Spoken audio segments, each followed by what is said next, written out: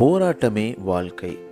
போராட்டம் இல்லாத வாழ்க்கை யாருக்காவது இருக்கா அப்படின்னு யோசிச்சிங்கன்னா கண்டிப்பாக கிடையவே கிடையாது. வாழ்க்கை எப்போவுமே நிறைய முகங்களை நமக்கு காமிச்சிக்கிட்டே இருக்கும். ஒரு சில நேரங்களில் வாழ்க்கை ரொம்ப அருமையாகவும், ஒரு சில நேரங்களில் ஐயோ என்னடா வாழ்க்கை அப்படின்ற மாதிரியும் எண்ணங்கள் மாறி மாறி வரும். எதுவாக இருந்தாலும் போராட்டமான வாழ்க்கை பூந்தோட்டமாக மாறணும் அப்படின்னா நம்ம வாழ்க்கையே நம்ம கையில் தான் இருக்குது அப்படின்றத நம்பணும். அப்போது இந்த வாழ்க்கையே போராட்டம் தானா அப்படின்ற ஒரு கேள்வி நமக்குள்ளே வருது. ஆனாலும் இந்த வாழ்க்கை போராட்டமே இருந்தாலும் அதை எப்படி டேக்கிள் பண்ணுறது, எப்படி டேக்கிள் பண்ணி ரொம்ப சந்தோஷமான வாழ்க்கையாக அமைச்சு எப்போவுமே ரொம்ப ஹாப்பியாக இந்த வாழ்க்கையை வாழ்வது அப்படின்றதற்கு உணர்த்துவதற்கான ஒரு சூப்பரான குட்டி ஸ்டோரியை இந்த எபிசோடில் உங்களுக்காக கொண்டு வந்திருக்கேன். தொடர்ந்து இணைந்திடுங்கள்.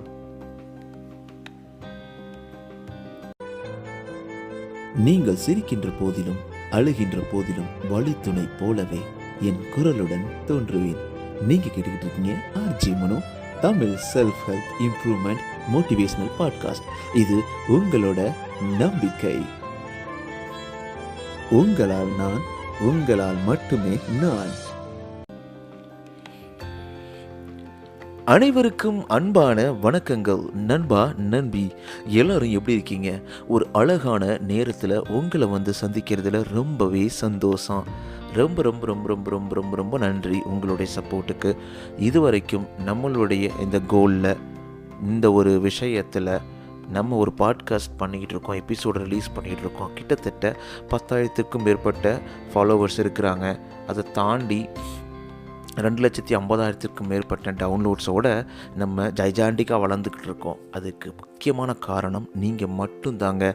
ஏன் அப்படின்னா, இதை முழுக்க எந்த ஒரு மானிட்டரி பெனிஃபிட்டும் இல்லாமல் நான் தொடர்ந்து ரன் பண்ணிக்கிட்டு இருக்கேன். இதனால் உனக்கு என்ன கிடைக்க போகுது அப்படின்னு ஒரு சில பேர் இல்லை, நிறையா பேர் என்கிட்ட கேட்குறாங்க. பட் ஆனால் எனக்குள்ளே இருக்கக்கூடிய ஒரே ஒரு சந்தோஷம், ரொம்ப பெரிய சந்தோஷம், உங்களுடைய வாழ்க்கையில் என்னால் ஒரு இம்பேக்டை உருவாக்க முடியுது. ஒருத்தர் பெட்டில் இருந்து நம்ம பாட்காஸ்ட்டை கேட்டு அவர் வாழ்க்கையை மாற்றி அமைச்சிருக்கிறாரு. ஒருத்தர் சூசைடல் தாட் இருந்தாலும் நான் உங்கள் பாட்காஸ்ட்டை கேட்கும்போது வாழணும்னு தோணுச்சு அப்படின்னு ஒருத்தர் அனுப்பிச்சிருந்தார்.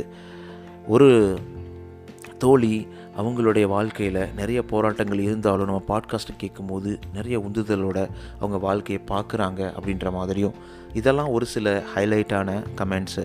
பட் ஆனால் நிறைய பேர் எனக்கு எழுதி அனுப்பிச்சிருந்தாங்க, இந்த பாட்காஸ்ட் அவங்க வாழ்க்கையில் ஒரு சின்ன மாற்றத்தை ஏற்படுத்திக்கிட்டு தான் இருக்குதுன்னு சொல்லிட்டு. ஸோ அந்த ஒரு சந்தோஷம் தாங்க என்னை தொடர்ந்து ரன் பண்ண வைக்கிது. இந்த சந்தோஷத்தோட இந்த வாழ்க்கையை ரொம்ப சந்தோஷமாக உங்களோட சேர்ந்து வாழணும் அப்படின்னு தோணுது. இன்னும் நம்ம பெருசாக வளரணும், நிறைய மக்களை சென்றடையணும் அப்படின்ற ஒரு தாட்டை உங்களுக்குள்ளே எப்பயுமே சொல்லிக்கிட்டு இருக்கேன். அதுக்கு நீங்கள் என்ன பண்ணணும் அப்படின்னா ரொம்ப சிம்பிளான விஷயந்தான். நீங்கள் எந்த பாட்காஸ்ட் பிளாட்ஃபார்ம் லிசன் பண்ணாலும் மறக்காமல் சப்ஸ்கிரைப், ஃபாலோ பண்ணிவிடுங்க நண்பா, நண்பி. அது ரொம்ப ரொம்ப முக்கியம். அது மட்டும் இல்லாமல் ஸ்பாட்டிஃபைலையும் ஆப்பிள் பாட்காஸ்ட்லேயும் உங்களுடைய 5 ரேட்டிங்ஸை தொடர்ந்து கொடுத்துக்கிட்டே இருங்க. நீங்கள் அப்படி கொடுக்கும்போது எனக்கு மிகப்பெரிய உந்துதலாக இருக்கும். அது மட்டும் இல்லாமல் நிறைய நண்பிகள்கிட்ட நம்ம ரீச் அடைவதற்கான வாய்ப்புகள் இருக்கும். அதே மாதிரி நீங்கள் நம்ம பாட்காஸ்ட் நிறைய இடத்துக்கு ஷேர் பண்ணுங்கள். RJMano_ இந்த இன்ஸ்டாகிராம் பேஜில் உங்களுக்காக வெயிட் பண்ணிகிட்ருக்கேன். உங்களுடைய தாட்ஸ், உங்களுடைய கமெண்ட்ஸ், உங்களுடைய ஃபீட்பேக் எதுனாலும் எனக்கு எழுதி அனுப்பலாம். அது மட்டும் இல்லாமல் நிறைய குவிக் தாட் ப்ராசஸ், குவிக்கான ஐடியாஸ், டிப்ஸ் எல்லாத்தையும் உங்களுக்கு வீடியோ வடிவிலையும் ஷேர் பண்ணிகிட்ருக்கேன். ப்ளீஸ் அதை லிசன் பண்ணுங்கள், ஷேர் பண்ணுங்கள், உங்கள் ஃப்ரெண்ட்ஸுக்கு ஷேர் பண்ணுங்கள். எனக்கு ரொம்பவே யூஸ்ஃபுல்லாக இருக்கும். ஸோ அது மட்டும் இல்லாமல் நம்மளுடைய வாட்ஸ்அப் சேனல் லிங்க் இந்த பாட்காஸ்டோட டிஸ்கிரிப்ஷனில் இருக்குது. நீங்கள் அதில் ஜாயின் பண்ணிக்கலாம். நீங்கள் ஃபஸ்ட் டைமாக நம்மளுடைய பாட்காஸ்ட்டை கேட்குறீங்க, எபிசோடை கேட்குறீங்க அப்படின்னா உங்களுக்காக 230க்கும் மேற்பட்ட எபிசோட்ஸ் இருக்குது. தயவுசெய்து கேளுங்க. ஸோ நீங்கள் திருப்பி வரக்கூடிய நண்பா, நண்பியாக இருந்தீங்கன்னா ரொம்பவே சந்தோஷம், ரொம்பவே ஹாப்பி எனக்கு தொடர்ந்து சப்போர்ட் கொடுத்ததற்கு. ஸோ அது மட்டும் இல்லாமல் நம்ம யூடியூப்போட மியூசிக்லேயும் நம்முடைய பாட்காஸ்ட் அவைலபிளாக இருக்குது. ஸோ த்ரூ அவுட் எவ்ரிவேர் வந்து நம்மளுக்கு நிறைய சப்போர்ட் கொடுத்துக்கிட்டே இருக்கீங்க. அந்த சப்போர்ட்டை இன்னும் என்லார்ஜ் பண்ணுங்கள் அப்படின்ற ஒரு ரெக்வஸ்ட் வச்சுக்கிட்டு நம்ம பாட்காஸ்ட்குள்ளே உள்ளே போயிடலாம், எபிசோட்குள்ளே போயிடலாமா? நிறைய நேரங்களில் என்கிட்ட சில நண்பிகள் கேட்டிருந்தாங்க, நண்பா உங்களுடைய டிப்ஸ் எபிசோட் எனக்கு ரொம்ப பிடிக்கும், இருந்தாலும் இடையில நீங்கள் நிறைய குட்டி ஸ்டோரி சொல்லுவீங்க, அந்த குட்டி ஸ்டோரி கேட்கும்போது இன்னமும் ரொம்ப சந்தோஷமாக இருந்தது, எனக்கு ரொம்ப ரொம்ப பிடிச்சிருந்தது, அந்த அந்த ஒரு ஒரு குட்டி ஸ்டோரி ஒரு டிப்ஸ் எபிசோட் அப்படின்ற மாதிரி மிங்கிள் பண்ணி நீங்கள் போட்டால் ரொம்ப நல்லாயிருக்கும் அப்படின்ற ஃபீட்பேக் கொடுத்துருந்தாங்க. அதை கேட்டப்போ ஓகே நல்லா இருக்கே அப்படின்னு சொல்லிட்டு இந்த குட்டி ஸ்டோரி எபிசோட திருப்பியும் நம்ம வந்து ரெஸ்யூம் பண்ணலாம் அப்படின்ற ஒரு ஐடியாவோட தான் உங்களுக்காக ஆரம்பிச்சிருக்கேன். ஸோ இன்றைக்கி நம்ம பார்க்க போகிறது போராட்டமே வாழ்க்கை அப்படின்ற தலைப்பில் ஒரு குட்டி ஸ்டோரி. உண்மைதாங்க, போராட்டங்கள் இல்லாத மனிதர்கள் யாராவது ஒரு ஆளை எனக்கு நீங்கள் எடுத்துக்காட்ட முடியுமா? ஓகே, இவருக்கு எந்த ஒரு போராட்டமும் கிடையாது, வாழ்க்கையில் எப்போவுமே சந்தோஷம் மட்டும்தான் ஒரு வாழ்க்கையில் இருக்குது, போராட்டம் இல்லாத ஒரு நல்ல வாழ்க்கையை வாழ்ந்துக்கிட்டு இருக்கிறாரு அப்படின்னு உங்களுக்கு தோணுதுன்னா எனக்கு நீங்கள் எழுதி அனுப்புங்களேன், அதை எனக்கு தெரிஞ்சுக்கணும்னு ஆசையாக இருக்கேன். ஆனால் பொதுவாக போராட்டம் இல்லாத மனிதர்கள் கிடையவே கிடையாது. அந்த போராட்டமான வாழ்க்கையை எப்படி நம்ம டேக்கிள் பண்ணுறது, ஹேண்டில் பண்ணுறது, அதற்கான குட்டி ஸ்டோரியை பார்க்கலாமா? ஓகே, ஒரு ரிவர் இருக்குங்க, ஒரு நதி இருக்குது. அந்த நதியில் பயங்கரமான வெள்ளம். அந்த வருஷம் சரியான மழையினால் பயங்கரமான வெள்ளம் பெருக்கெடுத்து ஓடிக்கிட்டு இருக்கு. ஸோ அந்த இடங்களில் பார்த்தீங்கன்னா யாராலையும் நிற்கக்கூட முடியாது, அந்த அளவுக்கு ரொம்ப ஹெவியான வாட்டர் ஃப்ளோ அங்கே இருந்துக்கிட்டு இருக்குது. ஸோ அந்த வாட்டர் ஃப்ளோ ஆகிட்டு இருக்கும்போது அந்த இடத்துல ரெண்டு சின்ன சின்ன எறும்புகள் வந்து அந்த வாட்டரில் அடித்து போயிட்டுருக்கு. 2 எறும்பு, அந்த 2 எறும்புமே என்ன பண்ணுறோன்னு முடியாத அளவுக்கு போய்கிட்டு இருக்குது. உங்களுக்கே தெரியும், வெள்ளம் அதிகமாக போயிட்டுருக்கு அப்படின்னா நம்மளாலேயே நிற்க முடியாது. அப்படி இருக்கும்போது அந்த 2 எறும்புகள் என்ன பண்ணோம்? அப்போ யோசிச்சு பாருங்களேன், அந்த அளவுக்கு பயங்கர ஃபோர்ஸ்ஃபுல்லாக 2 எறும்பை அந்த வெள்ளம் அடித்து போய்கிட்டு இருக்கு. அதில் ஒரு எறும்பு நதியில் குறுக்கா ஒரு அது என்ன சொல்கிறது, ஒரு குறுக்கே நின்று நான் வந்து இந்த வெள்ளத்தை தடுத்து நிறுத்த போகிறேன், நான் இதை போவிட மாட்டேன் அப்படின்னு பயங்கர கோவத்தோடு கத்திக்கிட்டே நிற்க ட்ரை பண்ணுது. அப்படி இருந்தாலும் அதனால் நிற்க முடியாது தானே. அது அந்த இலையை பிடிக்குது, அங்கே இருக்க கல்லை பிடிக்குது, சைடில் இருக்க கரையை பிடிக்குது, ஆனால் எதுவுமே பண்ண முடியல. ஏன்னா அந்தளவுக்கு ஃபோர்ஸாக வாட்டர் போயிட்டுருக்கு. என்ன பண்ணுறதுன்னு தெரில. அந்த எறும்புகளுக்கு அந்த 2 எறும்பில் ஒரு எறும்பு நான் பாடுறா டேய் என்ன பண்ணுறேன் பாதுரு அப்படின்ற மாதிரி ஒரு கங்கணம் கட்டிக்கிட்டு அதை பண்ணுது. பட் ஆனால் அது நம்மளுக்கு ஒரு ஃபன்னியாக தானே இருக்குது. அந்த எறும்பால் எப்படி தான் நிற்க முடியும்? ஒன்றும் பண்ண முடியாது தானே. அது என்ன பண்ணாலும் அதை தடுத்து நிறுத்த முடியாதுன்னு தெரியும். பட் இருந்தாலும் தொடர்ந்து அதை குறுக்களை படுத்துக்கிட்டு என்னென்னமோ பண்ணிக்கிட்டு இருக்குது. ஆனால் அந்த நதியோட வேகத்தினால தாறுமாறாக அது அலக்கழிக்கப்படுது. இங்கிட்டு இழுக்குது, அங்கிட்டு அடிபடுது. ஏன்னா இது எக்ஸ்ட்ரா ஃபோர்ஸ் கொடுக்குதில்ல, அந்த இதனால் அது என்ன பண்ணுறதுனே தெரியலை. ஆனால் இருந்தாலும் நான் எப்படியாவது இந்த ரிவரை தடுத்து நிறுத்தியே தீருவேன், என் உயிரே போனாலும் சரின்னு சொல்லிட்டு அப்படியே என்னென்னமோ பண்ணி சர்க்கஸ் பண்ணிக்கிட்டு அப்படியே மூச்சு திணறி அலறி கொண்டு அப்படியே ஓடிக்கிட்டு இருக்கு. பாவங்க, அந்த மாதிரி இது கத்திக்கிட்டு இருக்குது, கதறிக்கிட்டு இருக்குது. இதோட கஷ்டம், இதோட வலி எதுவுமே அந்த நதிக்கு தெரியாது தானே. ஏன்னா நதி அதுக்கு உயிர் ஒன்றும் கிடையாது. அது மாதிரி அதோட வேகத்தில் அந்த ஒரு உயிரினத்தை மட்டும் கிடையாது, எல்லா உயிரினங்களையுமே அடித்து தரன்னு இழுத்துட்டு தான் போயிட்டுருக்கோம். இந்த எறும்போட குரலும் கேட்காது. ஏன்னா எறும்பு வந்து பயங்கர கோவத்தில் நான் எப்படியாவது இந்த நதியை தடுத்து நிறுத்தி தான் தீருவேன் அப்படின்ற மாதிரி சொல்லிக்கிட்டு இருக்கு. ஆனால் அது யாருக்கும் கேட்க போகிறதும் கிடையாது. அதே மாதிரி அந்த நதிக்குள்ளே அந்த எறும்பை இழுத்துட்டு போகுதுன்றது கூட அந்த நதிக்கு தெரியவும் தெரியாது. ஆனால் அந்த 2 எறும்பு நான் உங்களுக்கு சொன்னேன் பார்த்தீங்களா, அதில் இன்னொரு எறும்பு என்ன பண்ணுது அப்படின்னா அதெல்லாம் எதுவுமே பண்ணலை. ஓகே, நீ வாட்டுக்கு இழுத்துட்டு போறியா, நான் வாட்டுக்கு அமைதியாக இருக்கேன், நான் எப்படி தப்பிக்க முடியுமோ அப்போ தப்பிக்க ட்ரை பண்ணுறேன், மற்றபடி நான் அமைதியாக இருக்கேன், எதுவும் பண்ண மாட்டேன் அப்படின்ற மாதிரி நேராக கரெக்டாக பேலன்ஸ் பண்ணி படுத்து நதி போகிற போக்கத்தில், நதி போகும் திசையில் அது வாட்டுக்கு கரெக்டாக அதில் மிதக்கிறதுக்கு வசதியாக என்னென்ன இருக்கணுமோ அந்த நதிக்கு இடையூறு செய்யாமல் என்ன முடியுமோ அதுக்கு ஏற்ற மாதிரி வளைவு நெளிவுகளில் பேலன்ஸ் பண்ணி அது வாட்டுக்கு ட்ராவல் பண்ணிக்கிட்டு இருக்கு. நான் வந்து எந்த நதிக்கு எந்த இடையூறும் செய்ய போகிறதில்ல அப்படின்ற மாதிரி சொல்லி அப்படியே ட்ராவல் பண்ணிக்கிட்டு இருக்கு. அதுக்கப்புறம் பார்த்திங்கன்னா இந்த 2 எறும்பையும் வந்து உங்களுக்கு முன்னாடியே சொன்ன மாதிரி அந்த நதிக்கு தெரிய போகிறது கிடையாது. ஒரு எறும்புக்கு ரொம்ப கஷ்டப்படுது, வலி வேதனையாக இருக்குது, இன்னொரு எறும்பு நார்மலாக தான் இருக்குது அப்படின்றதையும் அதுக்கு தெரிய போகிறதில்ல. பட் இருந்தாலும் இந்த 2 எறும்புகளுக்கும் என்ன வித்தியாசம்னு உங்களுக்கே தெரிஞ்சிருக்கும். ஆனால் அந்த எறும்புகளுக்குள்ள வித்தியாசம் இருக்குது. ஒரு எறும்பு நதியோட ஒன்றி தன்னை காப்பாற்றிக்கணும் ட்ரை பண்ணி அது பாட்டுக்கு போயிட்டுருக்கு.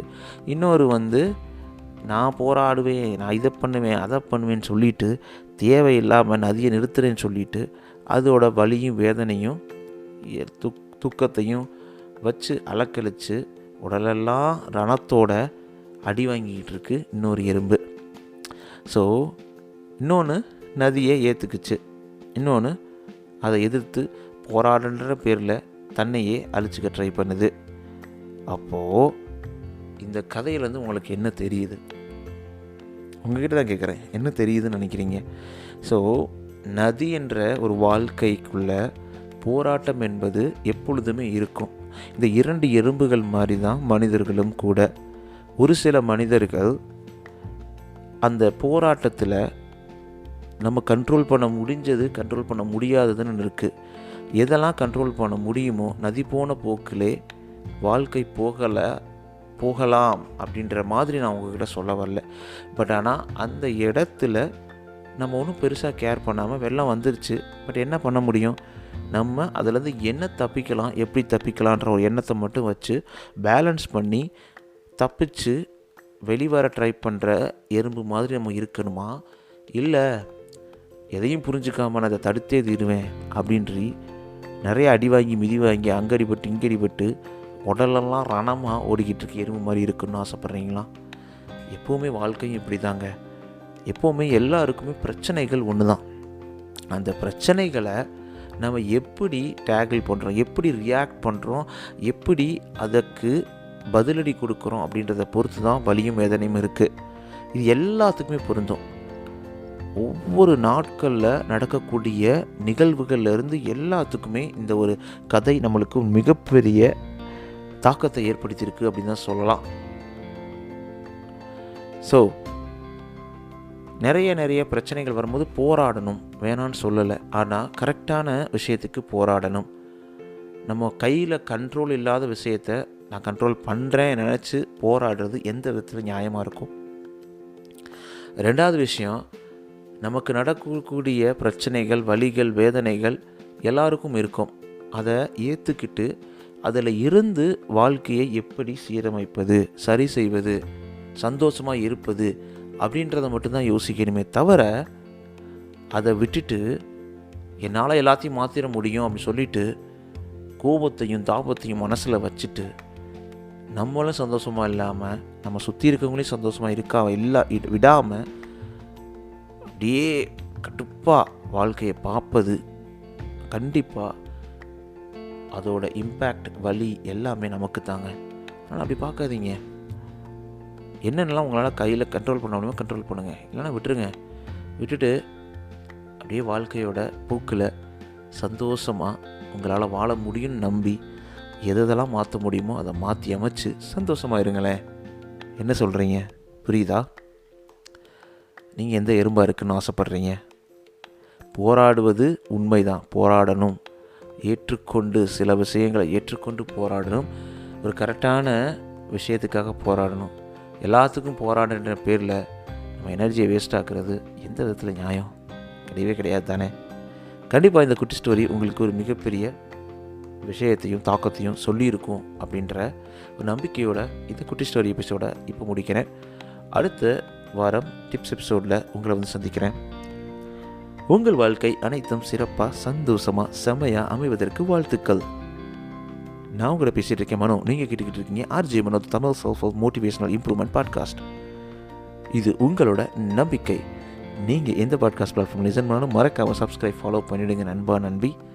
அது மட்டும் இல்லாமல் உங்களுடைய சப்போர்ட்டை ஸ்பாட்டிஃபைலையும் ஆப்பிள் பாட்காஸ்ட்லேயும் தொடர்ந்து கொடுத்துக்கிட்டே இருங்க. 5 ரேட்டிங்ஸை ரொம்ப யூஸ்ஃபுல்லாக இருக்கும். உங்களுடைய கமெண்ட்ஸ், உங்களுடைய மெசேஜஸ் எல்லாமே RJ__ இந்த இன்ஸ்டாகிராம் பேஜில் நீங்கள் என்னுடைய கனெக்ட் பண்ணலாம். RJ__ இன்ஸ்டாகிராம் பேஜில் உங்களுக்காக நிறைய டிப்ஸ் எல்லாமே ரீல்ஸாக உங்களுக்கு போட்டுக்கிட்டு இருக்கேன். அதையும் பார்த்து சப்போர்ட் பண்ணணும்னு நினச்சிங்கன்னா ப்ளீஸ் சப்போர்ட் பண்ணுங்கள். உங்களுடைய வாட்ஸ்அப் சேனல் லிங்க் இந்த பாட்காஸ்ட் டிஸ்கிரிப்ஷனில் இருக்குது, நீங்கள் ஜாயின் பண்ணிக்கலாம். ஆல்ரைட், உங்களுடைய வாழ்க்கையில் அனைத்தும் சிறப்பாக, சந்தோஷமாக, செம்மையாக அமைவதற்கு வாழ்த்துக்கள். Bye bye, take care.